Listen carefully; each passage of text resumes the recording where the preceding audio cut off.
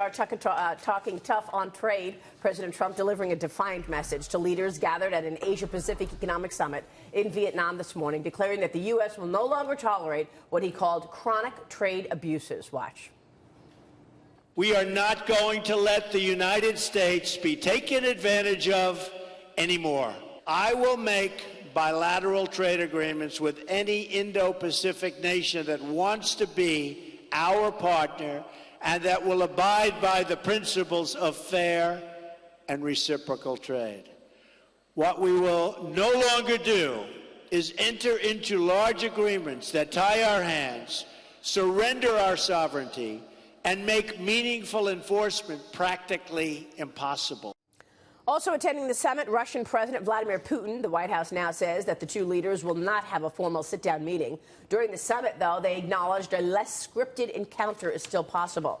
Joining us now to weigh in, former Ohio State Senate Majority Leader, now executive in residence at the American University School of Public Affairs, Capri Cafaro, along with senior advisor to Governor Scott Walker and Mitt Romney's presidential campaign, Ed Goeas. Capri, good to see you. Thanks so much for joining us. Absolutely. Good morning. Ed, good to see you. Thanks for joining us. See you. Capri, let's kick it off with you. What do you make of what you're hearing from the president in Asia this morning?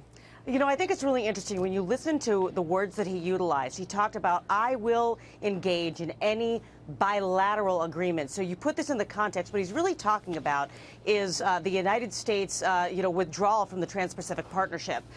So I think that it's really necessary when you take a look from the perspective of where I, come from. I'm from Ohio. Ohio voted for by 11 points for now President Trump, just a year ago yesterday. One of the reasons why was because of his tough talk on trade. So I know that there's, a little bit of, concern about the dance that President Trump was doing with President Xi of China yesterday, but really what he said was, look, it's the previous leaders of the United States' fault that we weren't tough on trade. Now he's having this public statement basically saying we're happy to engage in bilateral trade agreements, but we're stepping away from these larger multilateral trade agreements like TPP, and let's see where it goes, because frankly, this is one of the campaign promises that, middle America really put their faith in President Trump about. Ed Goeas, what about that? I mean, look, here we had, $250 billion deals that the president has announced already between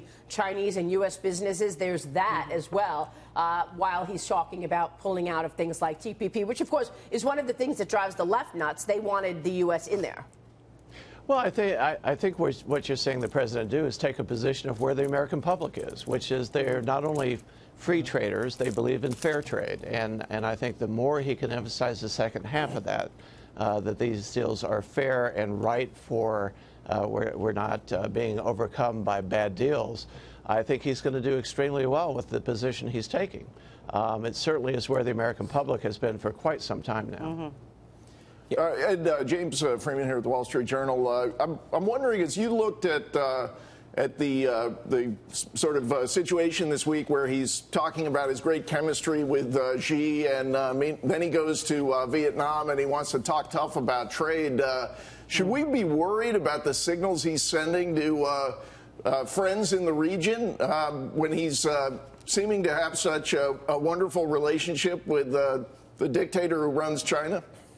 No, I think you can make too big a deal of that, quite frankly. I think he's actually giving a very consistent message, which is if you deal with us fairly, we will have a deal. If you don't, then we're going to have a further discussion about it. But I think he's sending a very clear message. It may look contradictory from country to country, but in fact, he's been very consistent with that message. Well, I think go ahead. Oh, Capri, I was going to actually say, you started off this segment talking about, how last year a lot of the people in Ohio were voting for Donald Trump solely based off of the trade and getting fair trade and not being taken advantage of. But also, the Republicans and Donald Trump promised tax reform, health care reform. What is it like down in Ohio right now with what's happened this year so far and what hasn't happened, including tax reform? Look, Ohioans and I think Americans, are really frustrated with the fact that, you know, inside the Beltway, which is where I sit right this second, and I was just back in Ohio, you know, for about 10 days. But, you know, people at home are really, you know, I think frustrated with the lack of the ability for Democrats and Republicans alike to govern, you know, in Washington, particularly those that put their faith in Republicans in the last election, because they're seeing, okay, you have control of, you know, both the executive branch and the legislative branch. You said you were going to do all this stuff, and none of it has happened.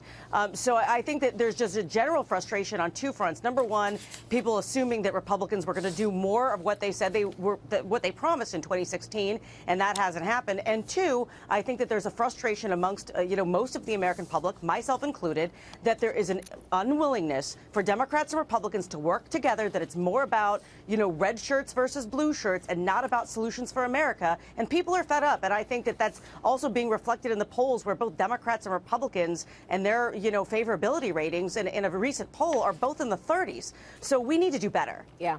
Let's talk about the two tax plans, because the Senate obviously released its framework for the tax overhaul. Unlike the House version, the Senate's proposal calls for keeping the current 7 tax brackets in place, lowering the top rate, though, for individuals now to 38.5%. That's down from 39.6%.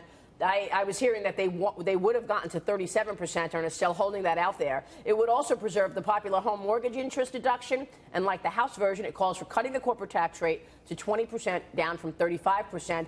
But it's not going to take effect until 2019. Treasury Secretary Steven Mnuchin told me yesterday if businesses do have to wait a year, it won't curb their incentives to invest. Watch.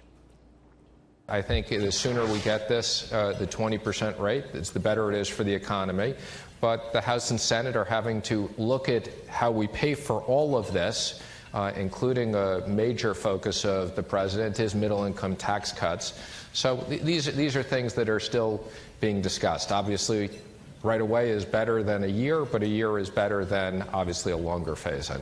And yet the markets tumbled on those comments from the Treasury Secretary. What does the panel think about the Senate plan? Kevin, Dagan, James? That year delay is trouble, especially for their political future. I mean, they need robust growth in the first half of next year if the Republicans want to hold the House and they want to prevent the impeachment of Donald Trump. So long term, obviously, you want to get that rate down, but politically, they need it to go down immediately. I think the market sold off on the fact that the Senate plan is different enough. It doesn't look like it's going to get done by the end of the year, that it looks like it'll get kicked into next year. So a one-year delay on the corporate tax cut wouldn't mean as much.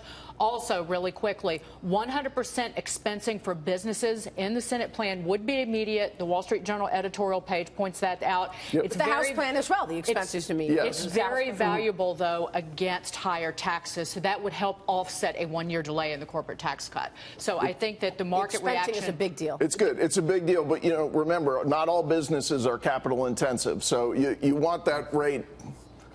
They didn't address carried interest, and they promised that consistently, repeatedly, and they didn't do anything about it. We have a soundbite from Steven Mnuchin, because I did ask him about carried interest. Ed Goeas, a final word from you, your take on these plans. I think the key thing here is that they're looking strongly, both plans are looking strongly at small business tax cuts. That is as important. It's never made much sense that the corporations, big business gets a cut and small business does not. Right. Most of our economy is driven, quite frankly, by small business. That's where the jobs are going to go. That's where the wages are going to increase, and that needs to be kept in that total package. All right, we'll leave it there. Capri Cafaro, Ed Goeas, good to see you both. Thank you so much. Thank you.